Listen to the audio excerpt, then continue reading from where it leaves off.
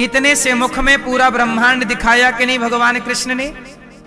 यदि साइंस के नजरिए से देखोगे तो यशोदा के कन्हैया के द्वारा मुंह में दिखाया गया ब्रह्मांड भी झूठा हो जाएगा।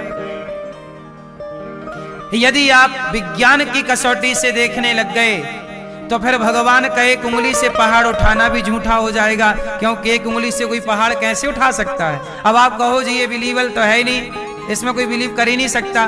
नहीं कर सकता, इंसान नहीं कर सकता, पर भगवान इस धरती पे आके कुछ भी कर सकते हैं। असंभव भी संभव, इसलिए भगवान का नाम है कर्तुम अकर्तुम अन्यथा कर्तुम सर्व सामर्थ्य। भगवान करें तो क्या नहीं हो सकता। इसलिए विज्ञान का अपना नजरिया है और आध्यात्म का अपना नजरिया है। अब विज्ञान में और आध्यात्म में टकराव क्या है? क्योंकि भगवान को समझने के लिए भाव चाहिए। अब भाव विज्ञान में तो तर्क चाहिए। विज्ञान में क्या चाहिए? तर्क। और रामचरितमानस में लिखा है ईश्वर अतर्क है। एक बात बताइए, जिस आज एक पत्रकार ने मेरे से सवाल किया, आज पत्रकार महोदय आए, उन्होंने सवाल किया, बोले महाराज जी आप बताइए ईश्वर का अस्तित्व है या नहीं। पत्रकार महोदय ने मेरे से कहा ईश्वर का अस्तित्व है कि नहीं। मैंने कहा कि एक बात बताओ, आपने चश्मा लगाया है तो चश्मा बनाने वाले ने चश्मा बनाया होगा तब ना चश्मा बना। क्या बिना बनाए चश्मा बना होगा मेरी माँ? क्या बिना बनाए आप लोगों ने जो कपड़े पहने हैं क्या वो बिना बनाए बने हैं? उत्तर दीजिए। बिना बनाए चश्मा नहीं बन सकता, बिना बनाए कपड़े नहीं बन सकते, तो बिना बनाए ये संसार थोड़ी बना होगा। इसे किसी ने तो बनाया होगा, और जिसने बनाया होगा हमारी भाषा में उसी को भगवान कहते हैं। तो ईश्वर नहीं है। आप यदि ये कहते हैं कि ईश्वर की सत्ता नहीं है तो आपको मैं समझा सकता हूं, बता सकता हूं कि ईश्वर की सत्ता है। आप यदि ये कहते हैं कि ईश्वर की सत्ता नहीं है तो सत्ता नहीं है इसके प्रमाण देने होंगे आपको, और सत्ता है इसके प्रमाण मैं दे दूंगा आपको। ईश्वर की सत्ता के बिना ये सृष्टि संभव नहीं है। अच्छा एक बात बताओ, चारा गाय भी खाती है, चारा बैल भी खाता है, लेकिन गाय के अंदर दूध देने की क्षमता है, बैल के अंदर दूध देने की क्षमता नहीं है, जबकि दोनों का आहार एक सा है। लोग कहते हैं कि चारा में दूध की मात्रा है, गाय खाती है तो दूध बनता है, तो बैल भी दूध दे, फिर क्यों नहीं देता? मतलब कोई है जो गाय को अलग तरीके से डिजाइन कर रहा है और बैल को, मादा को अलग तरीके से और नर को अलग तरीके से डिजाइन, कोई है तब ना ये सिस्टमैटिक चल रहा है। तो बस यही है कि इन सारी कथाओं को विज्ञान की दृष्टि से नहीं, भाव और आध्यात्म की दृष्टि से सच माना जा सकता है, वरना आप विज्ञान की दृष्टि से यदि देखेंगे तो ये चीजें आपको लगेंगी कि ये सब झूठ है। फिर लोग क्या मानने लगते हैं, अरे वेद पुराण तो किसी ने लिख दिए। आजकल क्या आरोप लगता है, बोले वेद पुराण किसी ने लिख दिए। अच्छा एक बात बताओ, अभी हमारे देश के प्रधानमंत्री जी द्वारिका, पानी के भीतर वाली द्वारिका में गए थे कि नहीं पूजा करने? बोलो हाँ। अच्छा द्वारिका अभी मिली है पानी के भीतर, हाँ या ना? जरा सोचिए कि भागवत जी में लिख चुका है पहले ही से कि भगवान कृष्ण जब अपनी लीला पूरी करके गए तो अपनी नगरी को उन्होंने पानी में डुबा दिया। तो जो बात भागवत जी में लिखी है हजारों साल पहले, आज वही वैज्ञानिकों को द्वारिका प्राप्त हो गई। तो जो लिखा था वो मिल गया, इसका मतलब जो लिखा है वो सही है कि नहीं? यदि एक बात सही है तो बाकी बातें सही है। महाभारत का युद्ध कहां हुआ? कुरुक्षेत्र में। कुरुक्षेत्र में आज भी महाभारत के अवशेष मिलते हैं कि नहीं खुदाइयों में, पुरातत्व विभाग को, हाँ या ना? तो ये क्या सिद्ध करती हैं चीजें? क्या ईश्वर को आप नकार सकते हैं, डिनाई कर सकते हैं कि नहीं है? अब मैं आता हूं उस बात पर जब वो पत्नी पतिव्रता नारी ने बोल दिया कि सूर्य भगवान तब तक नहीं आएंगे जब तक मैं नहीं चाहूंगी, पतिव्रता नारी हूं मैं। बाद में माता अनुसुईया जी आई और माता अनुसुईया ने कहा कि तू आने दे सूर्य को, व्यवस्था ना बिगाड़ बहन, मैं तेरे पति को जीवन दान दूंगी। इस धरती की सबसे बड़ी पतिव्रता नारियों में माता अनुसुईया है और माता अनुसुईया ने कहा कि आने दो। जब आने दिया, सूर्य का पहला किरण पड़ते ही शाप लगा हुआ था, वो मारे गए। तब अनुसुईया मां ने अपने तपोबल से उन्हें जीवित किया और दोनों विमान पर बैठ के पति पत्नी भगवत धाम चले गए। दोनों की बुद्धि पवित्र हो गई, साथ शरीर चले गए। अब देखो, अब ये तो हो गई इन पति पत्नी की कहानी पूरी। इसलिए कहता हूं, पति कैसा भी हो, नारी का धर्म क्या है? पुरुष का धर्म है कि अपनी पत्नी का आदर सम्मान सत्कार करे, पर नारी का भी धर्म है कि वो सदा पति के आज्ञा पर चले, एक दूसरे का आप ख्याल रखें और जीवन बिंदास गुजारें। पतिव्रता नारी सबसे बड़ी ताकत है। अब नारी चली गई, अब महात्मा की खुल गई समाधि। अब मांडव ऋषि को आया क्रोध, पूछा कि भाई मुझे किसने सूल पर चढ़ाया? तो बताया कि राजा ने चढ़ाया।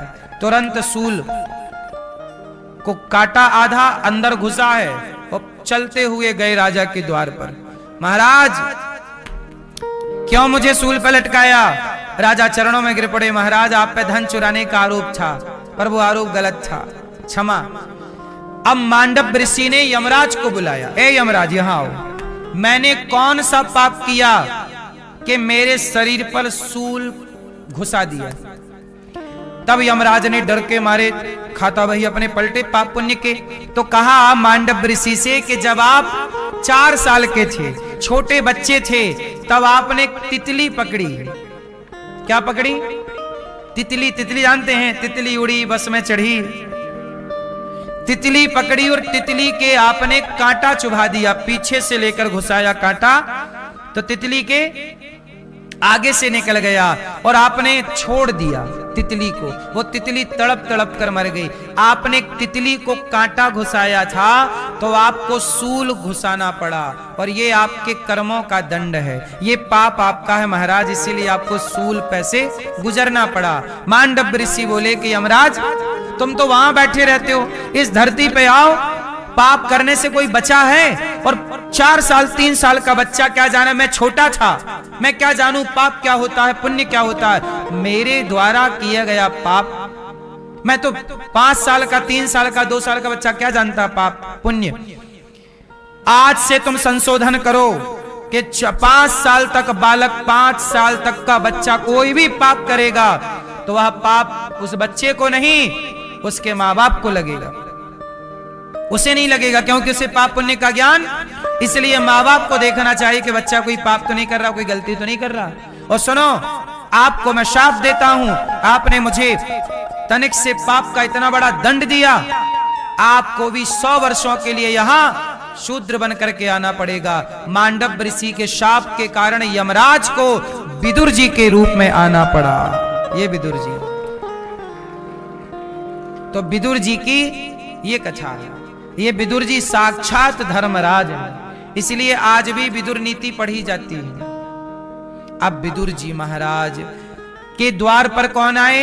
भगवान आए। विदुरानी, विदुर नहीं थे, विदुर नहीं घर थी विदुरानी, और भगवान जब आए काकी जी ने बिठाया।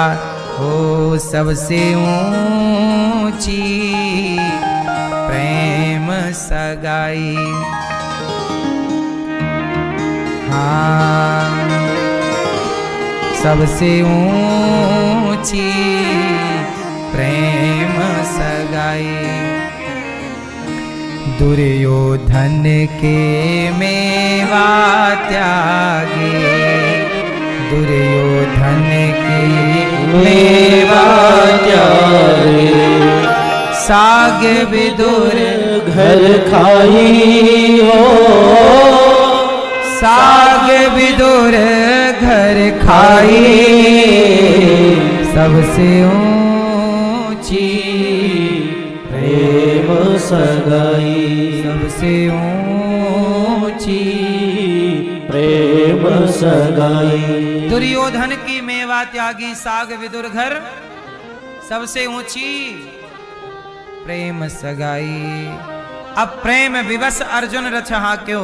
अब भगवान खा रहे हैं साग, काकी जी कुछ और लाओ, छिलका ले आई और केला ले आई, छिलका फेंकती जाती, फल फेंकती जाती, छिलका देती जाती और भगवान खा रहे, प्रेम से भोग लगा रहे। भगवान बड़े प्रेम से भगवान ने भोग लगाया है। काका जी आए, ये प्रभु 56 भोग खाओ, तूने क्या खिला दिया देवी।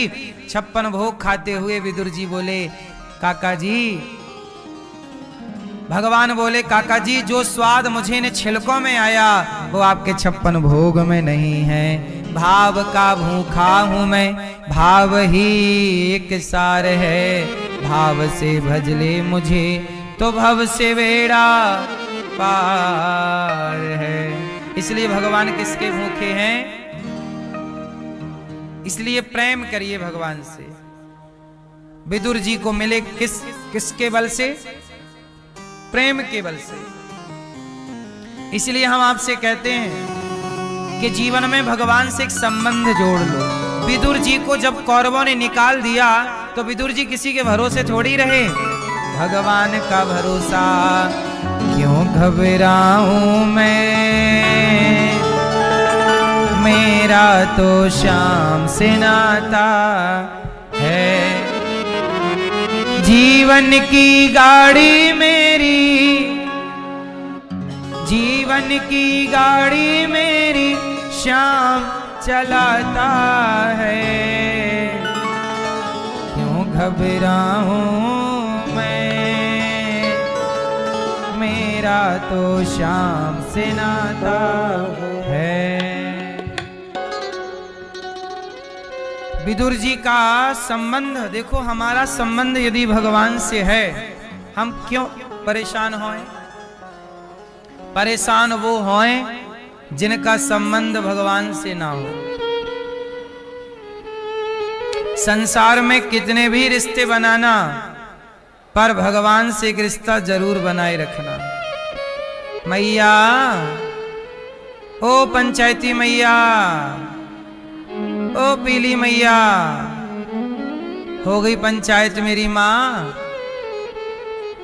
अब बैठ जाओ मेरी माँ। सब बैठ जाओ। विदुर जी महाराज पर भगवान ने कृपा की। विदुर जी भगवान का स्मरण कर रहे हैं और मैत्रेय जी के पास गए।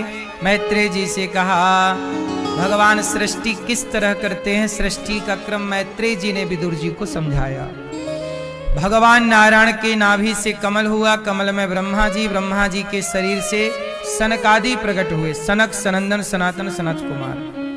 फिर ब्रह्मा जी के शरीर से ऋषि और ब्रह्मा जी के शरीर से मनु और शत्रुपा प्रकट हुए। मनु शत्रुपा की 3 बेटियां और 2 बेटे हुए।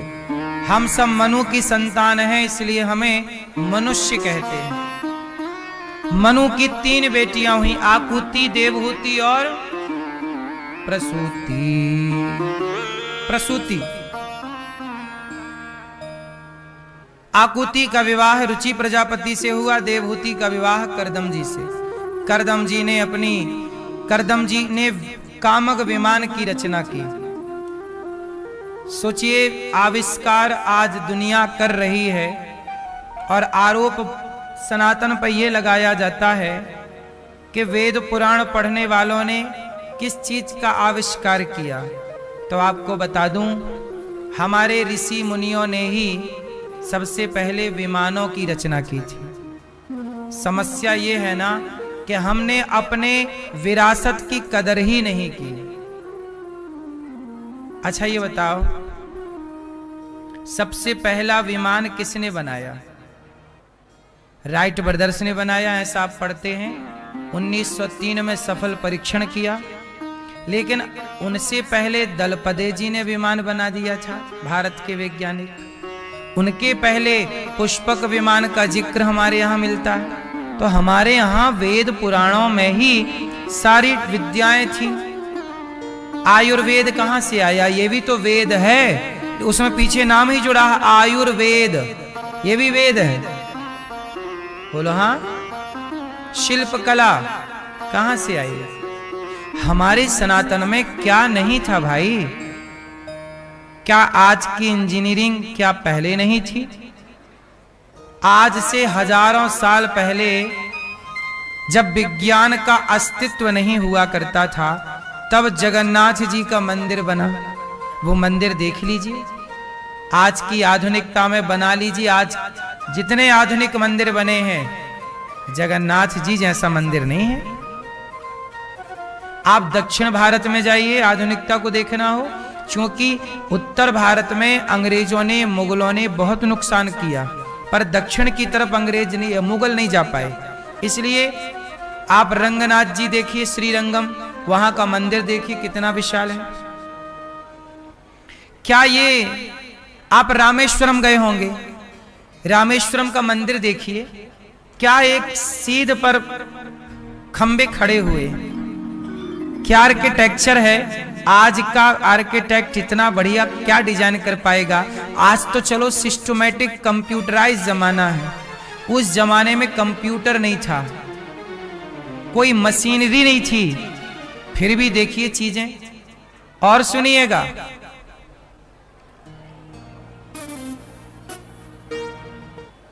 आप उत्तर में देखिए तो भगवान शिव का एक मंदिर है, केदारनाथ।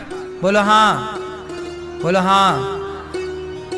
केदारनाथ का मंदिर जहां है, वहां से आप धागा डालिए, सूत डालिए और सीधे आप चलिए तो दक्षिण में जाकर के ठीक सामने इस मंदिर के दक्षिण में रामेश्वरम का मंदिर है। बोलो हाँ।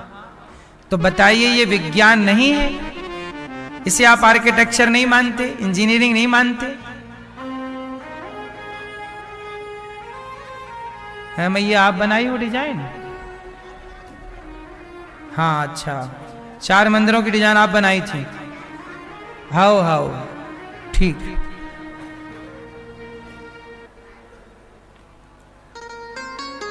अब बताइए, उस जमाने में एक सीध पर, जो आज पता चला ना, आज जब मैप पे आपने देखा तो देखो ना, कौन सा मंदिर ठीक किसके सामने है? मध्य रेखा पे है ना ये सब चीजें स्थित। फिर अब कितनी बड़ी शिक्षा है ये। और हमें ये बताया गया भारत के लोगों को कि देखो, आप पढ़े लिखे नहीं थे पहले। अरे जब दुनिया पढ़ना नहीं जानती थी, तब ये भारत विश्व गुरु हुआ करता था, सबको पढ़ाता था। नालंदा विश्वविद्यालय की हिस्ट्री पढ़िएगा, चाइना से लोग पढ़ने आते थे नालंदा। उज्जैन की हिस्ट्री पढ़िएगा, यहां मथुरा में रहने वाले श्री कृष्ण पढ़ने उज्जैन गए थे। उस जमाने में दुनिया भर के लोग पढ़ने आते थे। अब हम लोगों ने देखो, भारत हो गया गुलाम, और जब गुलाम हुआ तो जब आप गुलाम हो जाएंगे तो आपका अपना अस्तित्व खतरे में पहुंच जाएगा। हमारे विरासत को अंग्रेजों ने, मुगलों ने जलाया, नष्ट किया, पर हमारे देश के ऋषि मुनियों ने, मेधावी लोगों ने चीजों को याद कर लिया। पुस्तक जलाओगे, जो याद है वो क्या जलाओगे? कभी आप पढ़ना इन सब चीजों को। आपने सुना तो होगा कि नालंदा में जब आग लगाई तो महीनों तक आग जलती रही। कितनी पुस्तकें रही होंगी कि जिन पुस्तकों से उन लोगों ने अपना चूल्हा जलाया, उसी में रोटी बनाते थे, उसी की आग में, पुस्तकों की आग में। इतना संग्रह था, इतनी बड़ी लाइब्रेरी थी। जिस देश का अपना खुद की शिक्षा तोड़ दी जाए, समाप्त कर दी जाए, वो देश गुलाम हो ही जाएगा। मैं थोड़ी सी विज्ञान की बात आपसे कर दूं।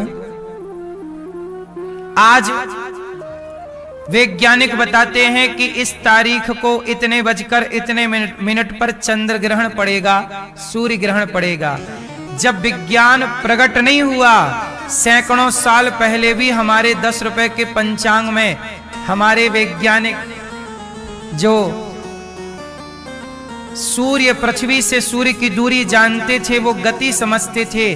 और 15, 10, 5 रुपए के पंचांग में सैकड़ों साल पुराना पंचांग मिल जाएगा आपको, जिसमें ये लिखा हुआ है कि किस तारीख को सूर्य ग्रहण है और चंद्र ग्रहण है। तो मतलब सूर्य चंद्रमा की गति कोई आज ही विज्ञान जान रहा है क्या? इसके पहले हम नहीं जानते थे? हम भी जानते थे, लेकिन हम अपने पे भरोसा ना कर पाए, हमने दूसरों पे भरोसा कर लिया। हम अपने को पहचान ना पाए ना, हमने अपने सनातन पर, अपने वेद पुराणों को सम्मान किया होता और उन पर रिसर्च किए होते तो बहुत सारी चीजें आप आविष्कार कर रहे होते, आज बना रहे होते। सबसे पहले मनु जी महाराज की पहली बेटी आकुति हुई, जिनका अच्छा इस धरती पर पहले पुरुष आया कि स्त्री आई, ये डिबेट का विषय होता है। पहले कौन आया, पुरुष की स्त्री? कौन आई? पहले स्त्री आई। क्या नाम था उस स्त्री का? आकुति। फिर देवहूति, प्रसूति। आकुति का विवाह रुचि प्रजापति से, देवहूति का विवाह करदम जी से। करदम जी की 9 बेटियां हुई, ब्रह्मा जी के 9 मानस पुत्रों से विवाही गईं। और इनके एक पुत्र हुए कपिल देव जी, जिन्होंने अपनी मां को सांख्य का उपदेश किया। सांख्य शास्त्र क्या है? सांख्य बहुत गहरी बात कहता है। गीता में भी कुछ हिस्सा भगवान ने अर्जुन को सांख्य उपदेश किया है, पर मूल सांख्य के सांख्यकार भगवान कपिल देव जी हैं। कपिल देव जी से सांख्य प्रकट हुआ है। अब सांख्य योग क्या है? सांख्य को समझना हो तो इस तरह से समझिए। कपिल भगवान कहते हैं अहम सर्वेषु भूतेषु भूतात्मा अवस्थितः सदा। सांख्य क्या है? सब में ईश्वर को देखना ही सांख्य है, और ईश्वर के अस्तित्व के सिवा किसी के अस्तित्व को स्वीकार ना करना ही सांख्य है। यही सांख्य का मूल सिद्धांत है। अच्छा, सांख्य का सिद्धांत मैं समझाने का आपको प्रयास करता हूं, समझने का आप प्रयास कीजिए। चलो बताओ भैया, आप बताओ आपके कितने बच्चे हैं? 2 बच्चे हैं। आपका नाम क्या है? संजीव। आप कौन हैं? हैं? पुरुष। आप पुरुष हैं। आप कहां हैं? आप में, आपके शरीर में आप कहां रहते हैं? ये तो आपका हाथ है, ये तो आपकी आंख है, ये तो आपके कान है, ये तो आपकी नाक है, ये तो आपके गाल है, ये तो आपका गला है, ये तो आपका हृदय है, ये तो आपका पेट है, ये तो आपके पांव हैं। आप कहां हैं? आप बताइए, आप कहां रहते हैं? इस शरीर में आप कहां हैं? कहां हैं? है ना थोड़ा कठिन? आपके शरीर में आप कहां हैं? यदि आपसे पूछा जाए कि आप कहां रहते हैं, तो आप क्या बताओगे? मैया यहां रहती हो जहां बिंदी लगाती हो। आत्मा तो ईश्वर का अंश है। आत्मा किसका अंश है? ईश्वर अंश जीव अविनाशी। तो आत्मा तो ईश्वर का अंश है। आप कहां हो? आप ढूंढ के बताओ अपने आप को, आप कहां रहती हो इस शरीर में? चलो बताओ, कहां रहती हो आप? हैं मध्य प्रदेश में? मन में? आप मन में रहती हो। अभी कह रही थी आत्मा में हूं, अब देखो बयान बदल गए कि नहीं? इतना सरल नहीं है ये जानना। इसी को जानना सांख्य कहते हैं। कहो तो मैं आप पे थोड़ा इस पे चर्चा कर दूं, समझाऊं कि नहीं? हैं? हाँ, सुनो फिर। मैं कौन हूं? कई बार बड़े बड़े महापुरुषों से भी ये बात आप सुनते हैं कि मैं कौन हूं। मैं कौन हूं? आप कौन हैं? कौन है आप बताइए? ईश्वर के अंश हैं। ये सारी बातें जो आप कह रहे हैं, ये सुनी सुनी बातें आप कह रहे हैं। आपने कभी अपने से अनुभव नहीं किया कि मैं कौन हूं, कहां से आया हूं, कहां जाने की मैं तैयारी में लगा हूं। आओ, समय, क्योंकि इन बातों के लिए बहुत समय चाहिए, क्योंकि सांख्य है ना, इतना आसान भी नहीं है समझना और समझाना। फिर भी शुरू करते हैं। आओ देखो, एक बात बताओ, मिट्टी और घड़ा, घड़ा का अस्तित्व है कि मिट्टी का अस्तित्व है? अस्तित्व किसका है भाई आप बताइए? घड़े का अस्तित्व है कि मिट्टी का? हाँ, अच्छा मिट्टी का अस्तित्व है, क्या घड़े का कोई अस्तित्व है? घड़े से कहा जाए कि घड़े से मिट्टी निकाल दो, बस घड़ा घड़ा दे दो, तो क्या घड़े का अपना कोई स्वतंत्र अस्तित्व है? मिट्टी के ही आकार को घड़ा कहते हैं। जैसे अस्तित्व मिट्टी का है, पर व्यवहार में क्या बोला जाता है? भाई साहब एक घड़ा दे दो, है मिट्टी और बोला जा रहा है घड़ा। उसी तरह जैसे अस्तित्व मिट्टी का है, घड़े का नहीं, ऐसे सृष्टि में अस्तित्व ईश्वर का है, मेरा और आपका कोई अस्तित्व नहीं है। मेरे आपके अस्तित्व में जो दिख रहा है, घड़े के रूप में जो दिखने वाली वस्तु है वो माटी है। घड़े के रूप में घड़ा तो दिख ही नहीं रहा है, जो दिख रहा है आंखों से वो क्या दिख रही है? माटी। उसी प्रकार जो आपको दिख रहा है, जैसे ये स्त्री दिख रही है, ये पुरुष दिख रहा है, ये गधा दिख रहा, लेकिन स्त्री के रूप में है कौन? अस्तित्व स्त्री का है कि भगवान का? अस्तित्व आपका है, पुरुष का है कि भगवान का? आपका मेरा कोई अस्तित्व नहीं है। फिर सवाल खड़ा हुआ कि जब मेरा कोई अस्तित्व नहीं है, अच्छा एक बात बताओ, आत्मा निकल जाए तो मेरा अपना कोई अस्तित्व रहेगा? शरीर 5 चीजों से मिलकर बना होता, पृथ्वी, जल, वायु, अग्नि, आकाश। और जब आदमी मरता है तो पृथ्वी तत्व पृथ्वी में, जल तत्व जल में, वायु तत्व वायु में, अग्नि तत्व अग्नि में, आकाश तत्व आकाश में, पंच तत्व में लीन हो जाते हैं। आत्मा चली जाती है ईश्वर के पास, क्योंकि उसका अंश है। अच्छा आत्मा का कितना काम है? आत्मा का स्वरूप क्या है ये भी जान लो। यही है कपिल भगवान का ज्ञान, यही है भागवत जी का सबसे कठिन विषय। सुनो, आत्मा का स्वरूप क्या है? आप लोग कहते हैं ना आत्मा है, आत्मा का स्वरूप क्या है? आत्मा का स्वरूप समझिएगा, जैसे आपके घर में बिजली है, बिजली का काम है पावर देना। एसी लगा दो तो एसी को पावर देगी, एसी कमरा ठंडा कर देगी। हीटर लगा दो, हीटर को पावर देगी, हीटर को गर्म कर देगी, मतलब कमरे को गर्म कर देगी। अब बताओ बिजली ठंडी है कि गर्म है? बिजली ना ठंडी है और ना, बिजली अपने पावर में चलती रहती है। अब उसे आप एसी का प्लग लगाएंगे तो एसी का सिस्टम ठंडा करेगा, हीटर का सिस्टम, जो बिजली है वो पावर देती है सबको। पावर वॉशिंग मशीन को देगी, कपड़े धुल देगी, प्रेस को देगी, गर्म कर देगा। ऐसे आत्मा पावर देती है आंखों को देखने का, कानों को सुनने। आत्मा है तो शरीर में पावर है देखने का, सुनने का, सूंघने का, बोलने का। आत्मा गई तो आप गिर जाओगे, सारे पावर खत्म। तो आत्मा का केवल इतना काम है पावर देना। और ये पावर कहां से आया? ईश्वर का अंश है, ये ईश्वर की ओर से ये पावर आपको मिला था, जो कि अब पूरे प्राण निकल जाने पर पावर चला गया। अब प्रश्न ये खड़ा कि नरक स्वर्ग कौन जाएगा? क्योंकि आत्मा के बारे में गीता में लिखा है, नैनम छिंदंती शस्त्राणि नैनम दहति पावका। आत्मा को सुख दुख होता नहीं है। आत्मा स्वर्ग नरक क्यों जाएगी? आत्मा पाप पुण्य से परे है, तो नरक कौन जाएगा? स्वर्ग कौन जाएगा? तो फिर यहां आना है, जो आप सपना देखते हैं। आपके शरीर कितने होते हैं? आपके शरीर होते हैं 3। एक ये स्थूल शरीर, एक सूक्ष्म शरीर, तीसरा कारण शरीर। कारण शरीर क्या करता है?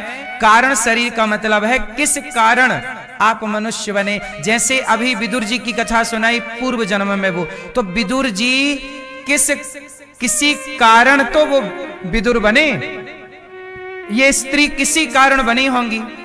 अब कारण हमें और आपको तो नहीं पता। मैं यदि यहां हूं तो किसी कारण से हूं। आप पुरुष बने, कारण आप नहीं जानते, पर कारण, उसी को कारण शरीर कहते। पर उसका आप और हमसे कोई लेना देना नहीं, इसलिए उसे हम छोड़ते हैं। हम 2 शरीर की बात करते हैं, एक ये स्थूल जो चिता पे जलेगा, एक सूक्ष्म। जब आप सोते हैं तो सपने में आप हरिद्वार वृंदावन घूम के आते हैं। सपने में जो शरीर था वो सूक्ष्म शरीर था कि नहीं?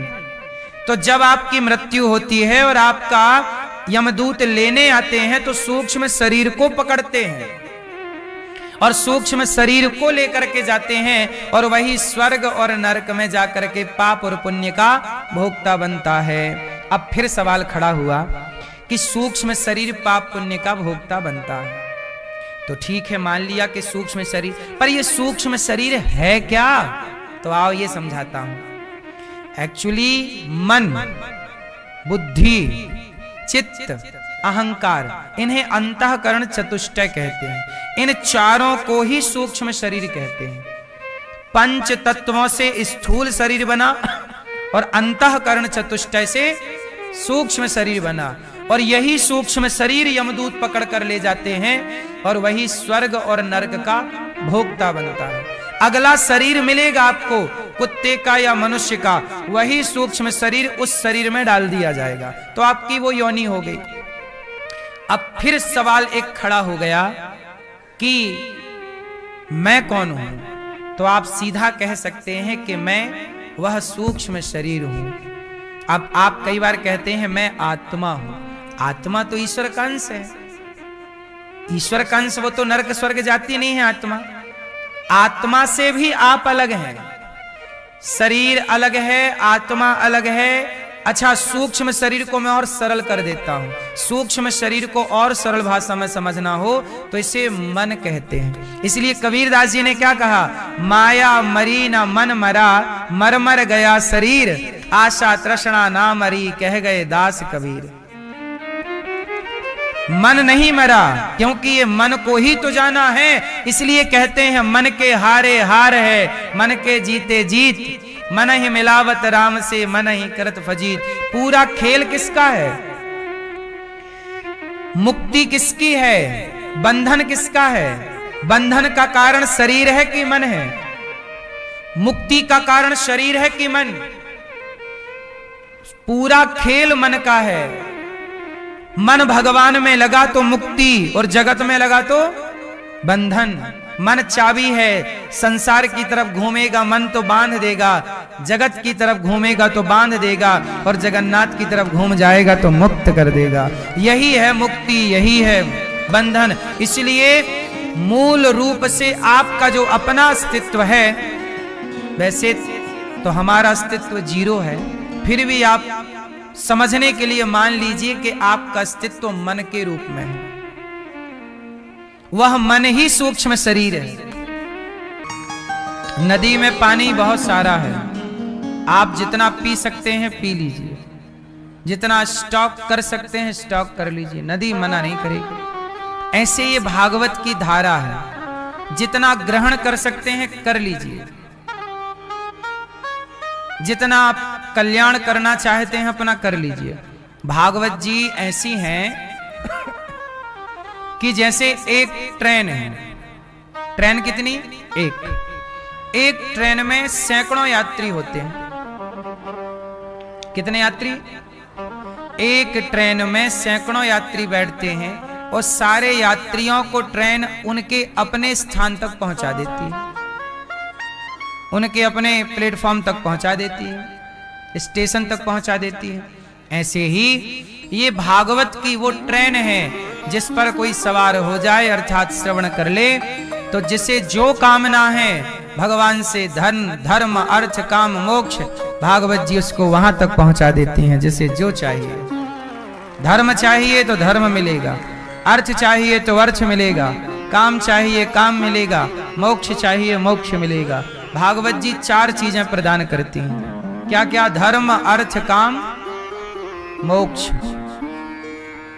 धर्म भागवत जी से, अर्थ भागवत जी से। अर्थ, अर्थ किसे कहते हैं? पैसा। पैसा 2 तरह का होता है। एक ये वाला पैसा है, इसे भी पैसा कहते हैं, इसे भी धन कहते हैं। इसे क्या कहते हैं? धन। क्या कहते हैं?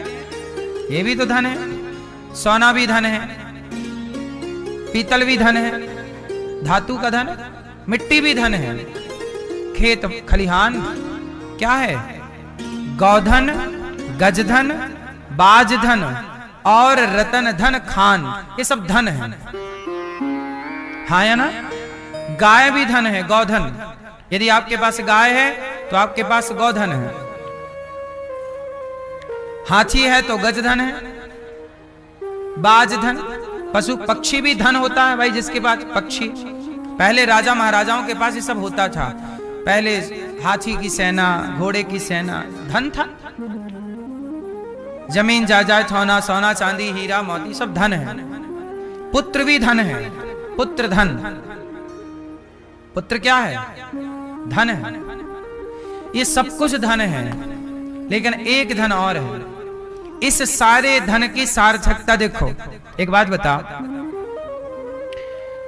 रेलगाड़ी में डिब्बा होते हैं, बोलो हाँ।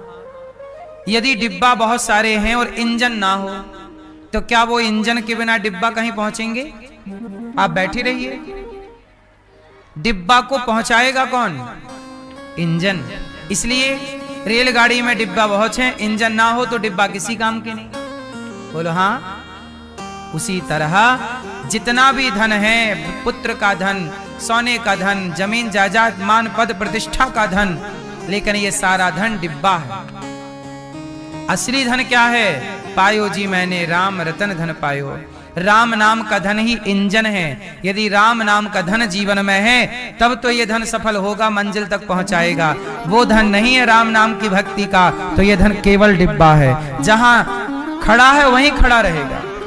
संसार में कितना भी धन पालो, जहां हो वहीं रहोगे, आगे कहां जाओगे? लेकिन राम नाम का धन है तो यहां लोक से परलोक पहुंच जाओगे। इंजन चलेगा ना, डिब्बा तो नहीं चलेगा। इंजन होगा तो डिब्बा चलेगा, अपने से डिब्बा नहीं चलता। इसलिए ये सारा धन तब सार्थक है जब वो धन है, पायो जी मैंने राम रतन धन पायो, वो धन। इसलिए भक्ति का धन। कौन सा धन? किसी के कान में हीरा, किसी की नाक में हीरा, किसी के कान में हीरा, किसी की नाक में हीरा। क्या कहें हम आपसे, हमारे तो श्याम है हीरा। यही तो धन है। इसलिए ब्रजमंडल में एक धन और है। क्या कहते हैं यहाँ?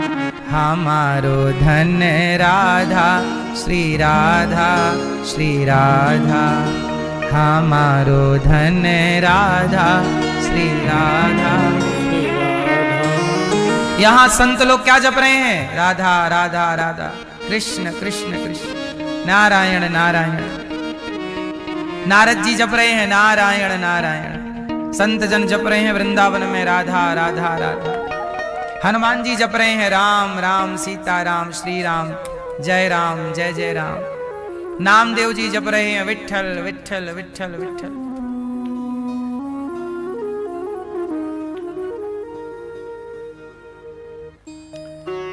है ना? कोई जप रहा है जगन्नाथ जगन्नाथ, न जगन्नाथ स्वामी नयन पथगामी।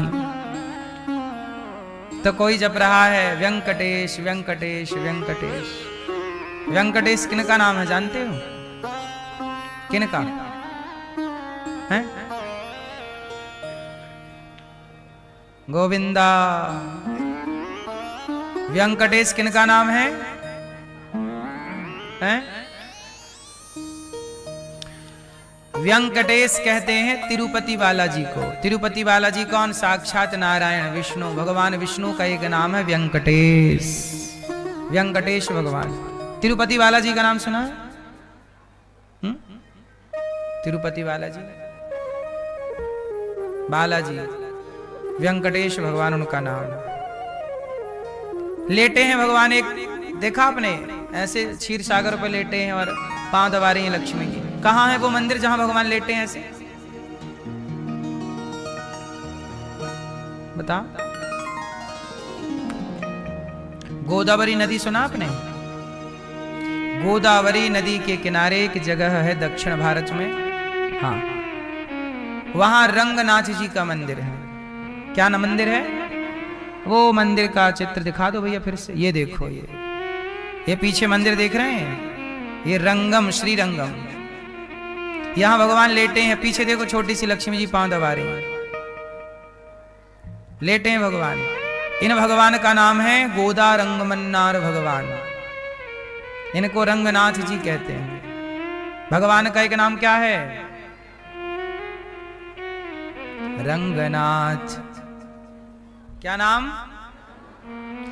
तो देखो भगवान के नाम बहुत सारे हैं, लोग जप रहे हैं, इन्हीं को धन मान रहे हैं प्रेम से। आप लोग भी ये सांसारिक धन कमाओ, ये सांसारिक धन ज्यादा कमाओ, पर इस ज्यादा से ये वाला धन थोड़ा प्लस ही रहे। जप का, तप का, त्याग का, तपस्या का। क्यों जी जरूरी है? क्योंकि ये सारा धन हमें कहीं पहुंचाएगा नहीं। हमारे पास खूब पैसा हो जाए, खूब सम्मान हो जाए, खूब दौलत हो जाए, तो वो दौलत हमें कहां पहुंचाएगी? अच्छा बताओ, टाटा जी के पास तो खूब संपत्ति थी, बोलो हाँ कि ना? टाटा जी के पास कितनी दौलत थी? अथाह हजारों करोड़ की संपत्ति। जो गाड़ियां बाजार में आज 2-2 करोड़ की आती हैं, 3-3 करोड़ की, वो उन गाड़ियों के मालिक थे। उनके यहां बनती थी ये गाड़ियां जो बाजार में 3-3 करोड़ की बिक रही हैं, बोलो हाँ। वो इन गाड़ियों की फैक्ट्री उनके घर में थी। ऐसी एक फैक्ट्री नहीं, सैकड़ों ऐसी फैक्ट्रियां थी बड़ी बड़ी। लेकिन वो टाटा जी धरा से जब गए तो इस धन में से एक धन भी इतना सा भी संग गया हो तो बताओ? गया। और सबसे बड़ी बात देखना, इस धन से वो अपनी आयु भी तो ना खरीद पाए कि भाई मेरे पास पैसा है, मुझे 10 साल की आयु दे दो। चलो पैसा कितना लोगे यमराज जी? लो पैसा लो, 10 साल दो मुझे। और क्या सारी दौलत से वो 10 साल खरीद पाए? 10 साल छोड़ो, 10 महीने खरीद पाए?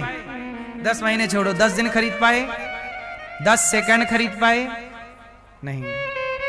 इसका मतलब ये है कि ये पैसा यहां तक के लिए अच्छा है, कमाओ, लेकिन यहां से आगे ये संपत्ति नहीं जाती। टाटा जी के संग कौन सा धन गया होगा? जो उन्होंने जप किया होगा, तप किया होगा, पुण्य किया होगा, भला किया होगा, वो धन उनके संग गया। बात सही है कि गलत है? इसलिए ये धन यहां की सुविधाओं के लिए होता। पैसा कमाओगे, 4 लोग कहेंगे यार वाह बड़ी तरक्की कर लिया आपने, बड़ा यश कमा लिया, लोग आपको वाह वाह के पुलंदे बांधेंगे। ये धन से यहां मान सम्मान बढ़ जाएगा, इज्जत बढ़ेगी, छाती फुला के ऐसे ऐसे चलोगे फिर आप। ठीक है, लेकिन क्या ऐसे ऐसे चलने वाले वहां भी ऐसे ऐसे चलेंगे? वहां दूसरी करेंसी चलती है साहब, नहीं चलती? मैया मैया आपकी संपत्ति कितनी है? यहां वाली नहीं, वहां वाली। कितना कमाया वहां के लिए? यहां वाला तो तुम यहीं छोड़ के जाओगी। ये सोना चांदी पहनी हो ना, ये भी उतार लेंगे लोग। बताओ कितना मैया कमा लिया वहां के लिए आपने? हैं? नहीं कमाई मेरी मां, कमा लिया। आप कितना कमाए वहां के लिए? 1 किलो, 2 किलो, 5 किलो लगभग। इससे हो जाएगा? वहां मिल जाएगी वहां दाल रोटी इससे। वहां भी कमाओ, वहां के लिए भी दाल रोटी चाहिए कि भूखन मरोगे? हैं? हाँ, पानी किसी को पिलाया होगा तो वहां भी पानी मिलेगा, रोटी किसी को दी होगी वहां भी मिलेगी। जो यहां वो वहां, यहां का वहां। जैसी करनी यहां, जैसी करनी वहां वैसी भरनी। तो मेरी मां, आज आपसे सवाल है, सब लोगों से बताओ, कमाए हो कुछ वहां के लिए? वैसे आप लोग यहां बैठे हो, ये भी कमाई आपकी चल रही है, वहां की कमाई है। ये धर्म कर रहे हो ना, भागवत सुन रहे हो, धाम में आए हो, ये भी तो आपका पुण्य है। ज्यादा से ज्यादा पुण्य करते चलिए, ये दौलत काम आएगी। अच्छा एक बात बताओ, आप लोग थोड़ा थोड़ा पैसा रोज बचाते हो या सैलरी में बचाते हो? थोड़ा थोड़ा। क्यों मैया बचाती हो? बोलो हाँ। जब आप मैया पैसा बचाती हो तो वो पैसा वक्त में आपके काम आ जाता है कि नहीं? थोड़ा थोड़ा बचाया हुआ पैसा कई बार 1 लाख रुपया हो जाता है। बोलो हाँ। कई बार 2 लाख हो जाता है, हाँ कि ना।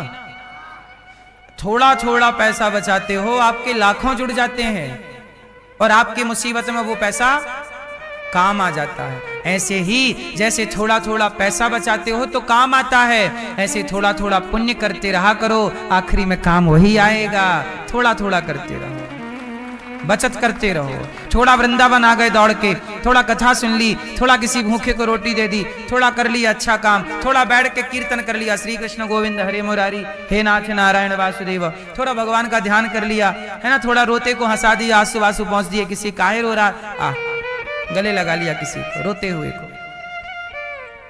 किसी बिछड़े को मिला दिया, चींटी को दाना वाना डाल दिया, चिड़िया को दाना डाल दिया, मछली को दाना डाल दिया। क्या घट रहा तुम्हारा, कितना खर्चा। एक मुट्ठी आटा चींटी को डालोगे कितना रुपया लगेगा। ये पुण्य है, यही काम आएगा वहां। हाँ, भला की जय भला होगा, बुरा की जय बुरा होगा। वही लिख लिख कर क्या होगा, यहीं सबको चुकाना है। मैया जी झूठ मत बोलो, प्रभु के पास जाना है।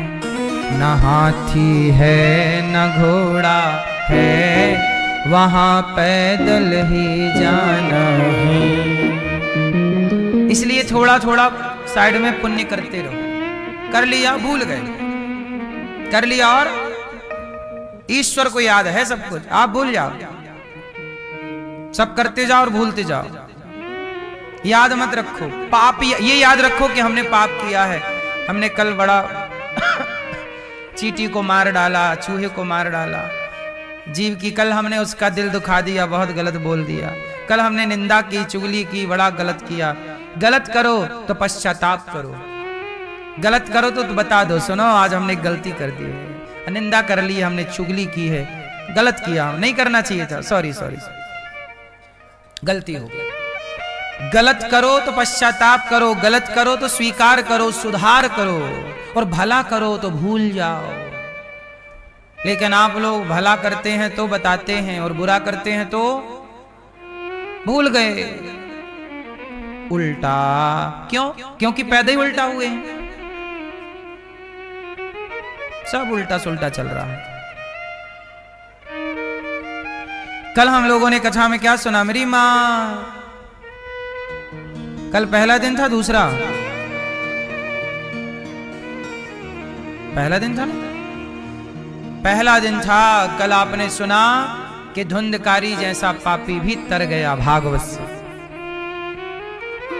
जन्माद्यस्य यतोन्वयादि तरतश्चार्थे स्वभिज्ञः स्वराट् तेने ब्रह्म हृदय आदि कवये मुह्यन्ति यत्सूरयः तेजो वारी मृदाम यथा विनिमयो यत्र त्रिशर्गो मृषा धाम्ना स्वेन सदा निरस्त कुहकम सत्यम परम धीमहि। जन्माद्यस्य, जन्म आदि यस्य जन्माद्यस्य, ईश्वर जन्म देने वाले हैं, पालन करने वाले हैं, संहार करने वाले हैं। इसका विस्तार कल हमने किया था, कैसे पालन, कैसे जन्म, कैसे संहार, ऐसे भगवान। अच्छा भगवान कैसे हैं, थोड़ा सा आपको बता दूं, भगवान कैसे हैं। कैसे हैं भगवान? अच्छा भगवान कैसे हैं, कैसे हैं, कैसे हैं, हैं? देखा ही नहीं, कल कथा में नहीं थी आप, कल होती तो देख लेती। हाँ कैसे हैं भगवान, करुणा निधान रहुआ जगत के दाता है। श्री भगवान रहुआ, रहुआ मतलब आप, ये बिहार की पावन भाषा है। करुणा, कैसे हैं भगवान, कैसे हैं?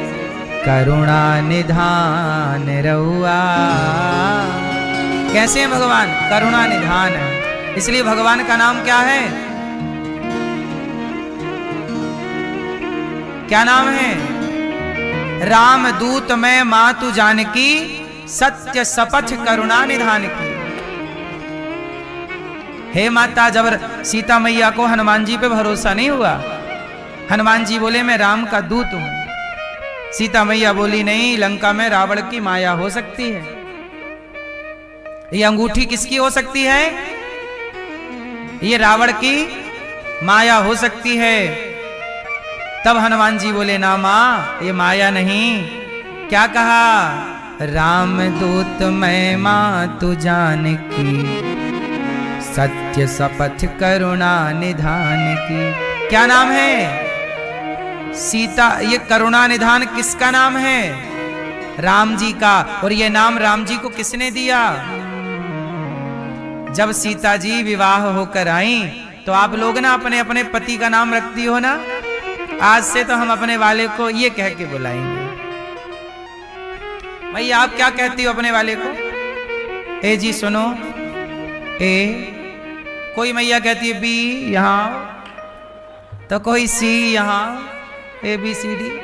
ए सुनते हो? ए यहां आओ। तो भैया आप क्या बोलती हो? ए हैं के बी, ए बी यहां के भैया आप क्या बोलती हो? हाँ आओ, आओ जी। तो आओ जी आए हैं आपके?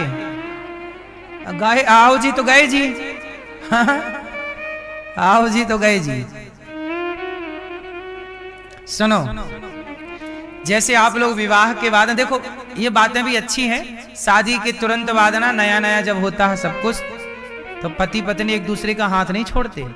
आजकल देखो छोरा छोरियों को जब शादी होती है पकड़े घूमते हैं, और एक साल बाद कहो कि हाथ पकड़ो तो पकड़ते नहीं कहे कहे। हाँ, शादी के तुरंत बाद देखो छोड़ते नहीं, ऐसे ऐसे चल रहे, जहां जाएंगे ऐसे पकड़े जाएंगे। शुरुआत अच्छा, नया नया प्यार है। बोलो हाँ, और बाद में आप कहो कि पकड़ लो हाथ, कहे कहे नहीं पकड़ेंगे। तो शुरू शुरू में आप लोग नामकरण करते हैं एक दूसरे का। तो राम जी आए और सीता जी जब विवाह होकर आई तो सीता जी ने राम जी का नामकरण किया कि आपको तो सब राम कहते हैं, पर मैं आपको राम, मैं प्यार से आपको नाम दूंगी। तो सीता जी ने नाम दिया राम जी को, क्या?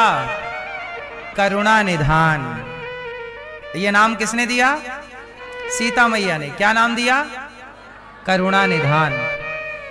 अच्छा, जब हनुमान जी आने लगे ना तो राम जी ने हनुमान जी को बताया कि ये अंगूठी लो, सीता जी को दिखाना। पर वो फिर भी विश्वास ना करें तो हनुमान जी के कान में बोल दिया राम जी ने कि बोल देना करुणा निधान ने भेजा। ये बात केवल सीता मैया को पता थी और राम जी को, और किसी को ये बात पता नहीं कि राम जी का एक नाम पासवर्ड है, ये एक प्रकार का। अब ये बात किसको बता दी? हनुमान जी को। और हनुमान जी ने जब आए तो सीता जी सचमुच नहीं पहचानी। सीता मैया को लग रहा ना रावण की माया हो सकती है। तब हनुमान जी ने कहा, राम दूत मैं मां तू जान की, सत्य शपथ करुणा निधान की। मैं सौगंध खाकर कहता हूं मां, मैं रावण की माया से नहीं हूं, मैं राम की कृपा से करुणा निधान की कसम खाकर कहता हूं, मैं आपका बेटा हूं, मुझे स्वीकार कर लो। जब करुणा निधान नाम बोला पहचान गई, हाँ हाँ तुम राम के हो, क्योंकि ये नाम केवल राम का है और राम जानते हैं। तो ये भगवान कैसे हैं? करुणा निधान है। करुणा निधान की व्याख्या करिए जरा। करुणा निधान किसे कहते हैं? हे मैया, करुणा निधान किसे कहते हैं?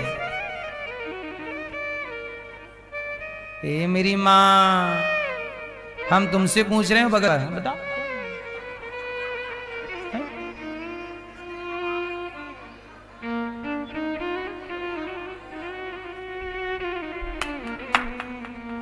है ना?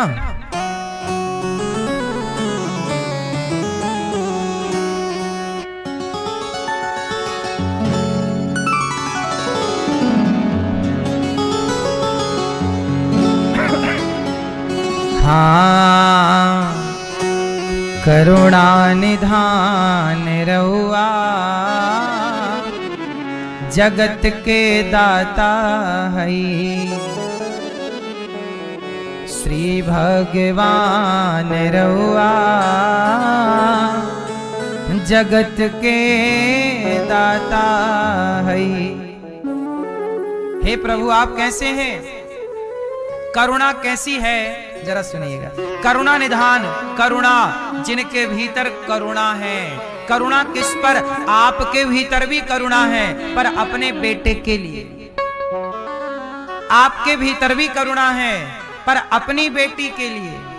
जितनी करुणा अपनी बेटी के लिए है, इतनी करुणा बहू के लिए नहीं है। जितनी करुणा अपने माँ के लिए है, इतनी करुणा अपनी सास के लिए नहीं। बोलो हाँ। पर भगवान कैसे हैं, कान खोल कर सुनिएगा।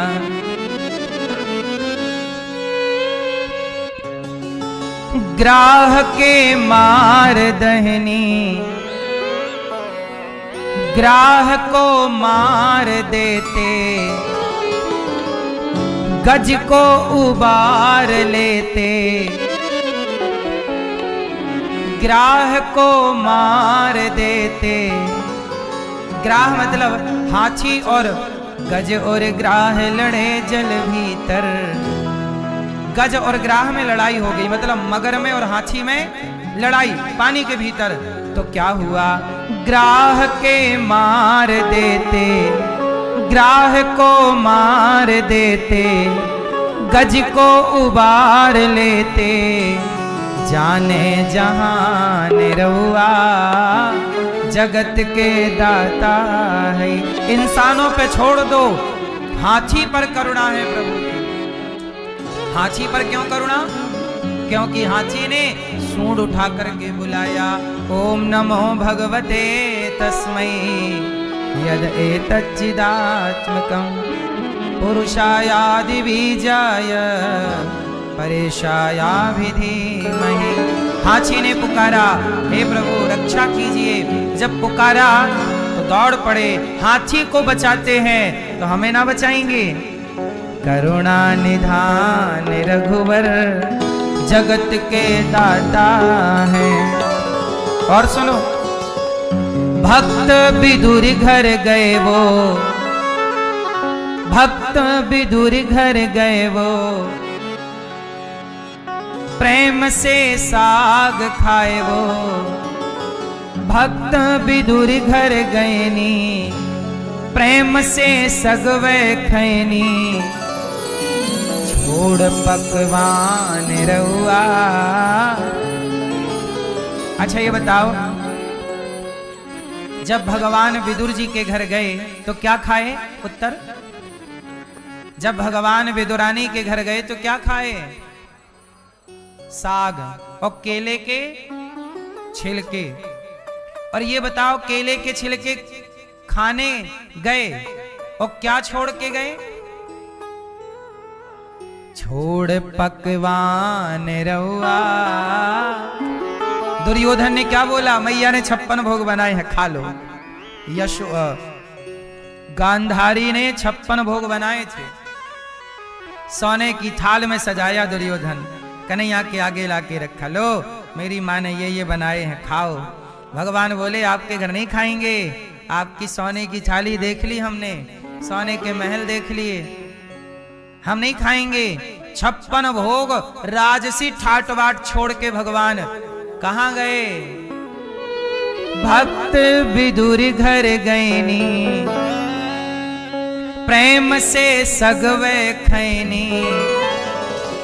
छोड़ पकवान रहुआ जगत के दाता है। छोड़ पकवान रहुआ जगत के दाता है। करुणा निधान रहुआ। रहुआ मतलब, ये बिहार की भाषा में रहुआ मतलब आप। हे रहुआ यहाँ वा, आप यहाँ आओ। रहुआ यहाँ वा, रहुआ मतलब आप यहाँ आइए। हाँ या ना, भोजपुरी भाषा है। कौन सी भाषा? करुणा निधान रहुआ। और सुनो, केवट से चरण धोवनी, केवट से चरण धोवा रहे, आओ। केवट बोला नाथ इस अनाथ पर, नाथ इस अनाथ पर दया कीजिए, राम अपने चरणों को धुला लीजिए। हाँ, राम अपने चरणों को धुला लीजिए। हे राम, मैया सुन रही हो न माँ, या पंचायत कर रही हो माँ, या लाल मैया जा रही हो, सुन लो मेरी माँ। राम जी गए भैया केवट, ओ केवट। हाँ सरकार, आया केवट आया। जी हुजूर जी। राम बोले सुनो, हमें पार जाना है, एक नाव लगाओ और हम पार जाएं। केवट बोले सरकार मैं पार तो लगाऊं, पर एक छोटी सी समस्या है। क्या समस्या है? मेरी नाव से ही मेरा परिवार चलता है। जो यात्री उतरते हैं, पैसा देते हैं, उसी से मेरी दाल रोटी चलती है। लेकिन आपको यदि पार लगाऊंगा तो मेरी दाल रोटी बंद हो जाएगी। राम जी बोले क्यों? तेरी दाल रोटी चिंता ना कर, मैं भी तुझे कुछ दूंगा उतराई। नहीं सरकार, मैं उतराई तो नहीं लूंगा, लेकिन मेरी दाल रोटी बंद हो जाएगी। आपको पार लगाऊंगा तो क्यों? बोले आपके पांव में जादू है, ऐसा जादू कि आपने एक बार पत्थर की शिला पे पांव का स्पर्श करा दिया तो पत्थर पिघल गया, और पत्थर से क्या प्रकट हो गई? कौन सी नारी थी वो जो पत्थर से प्रकट हुई?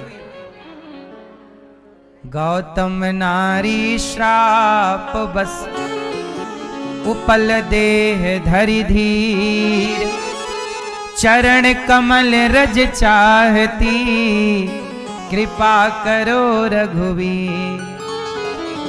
गौतम नारी, गौतम जी की पत्नी थी अहिल्या।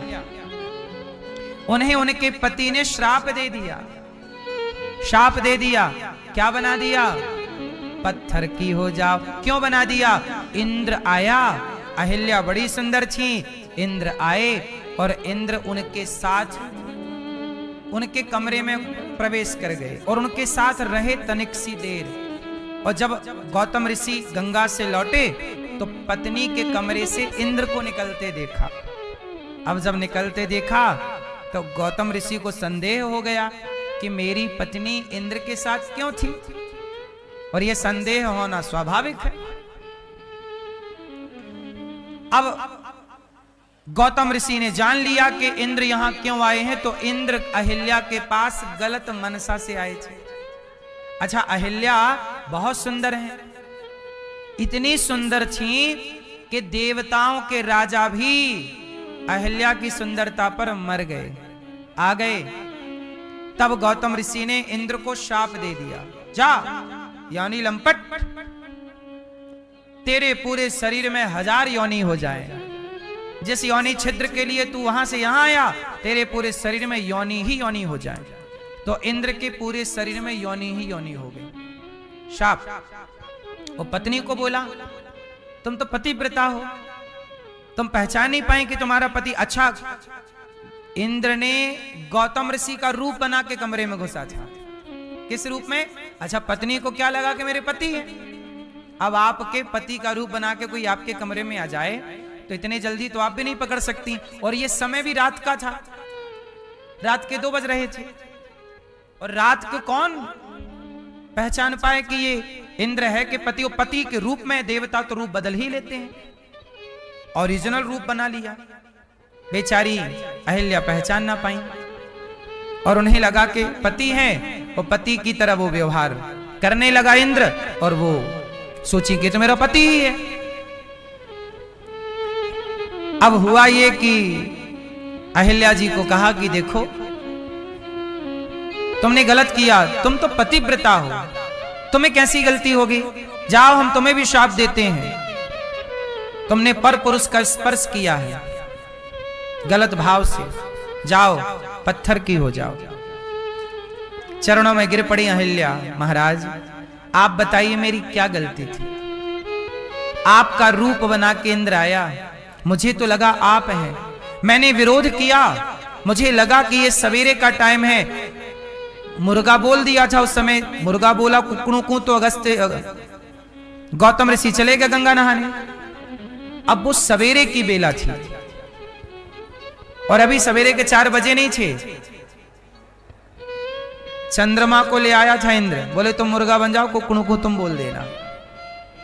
झूठा ही। अब बताइए स्वामी मेरा क्या अपराध है? ये इंद्र पति का रूप बना के आया, मैंने विरोध किया, आप मुझे पत्थर का बनाना चाहते हैं, बताइए, पर ये बताइए कि मेरी गलती क्या है? अब मुझे आप लोगों से एक सवाल यहां पर करना है, बताइए गौतम ऋषि ने अहिल्या मां को पत्थर बनाने का जो शाप दिया, वो गौतम ऋषि ने सही किया कि गलत किया? जोर से उत्तर।